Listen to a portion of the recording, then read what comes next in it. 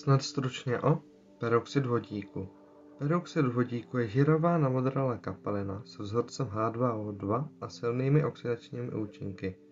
Peroxid vodíku je nutné skladovat na suchém, dobře viditelném místě v chemicky odolné neprůhledné nádobě. Tato kapalina má velkou škálu využití v závislosti na koncentraci vodného roztoku, ve kterém se nachází. Roztoky o koncentraci jednotek procent se používají jako dezinfekce či k odbarvování vlasů nebo textilu. Roztoky o koncentraci okolo 30% se používají průmyslově k bělení nebo dezinfekci.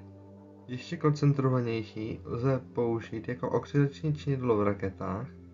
Jeho katalytický rozklad se používá k pohonu turbočerpadel zejména v raketách z rodiny R7. Stejný rozklad se používal k pohonu torpéd, od kterého se upustil kvůli vysoké reaktivitě, protože toto již potopilo mnoho ponorek, například ponorku Kursk.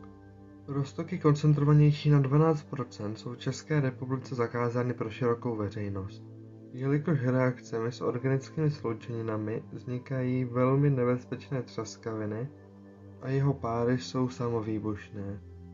Proto je velmi nebezpečné je získávat destilací za standardního tlaku.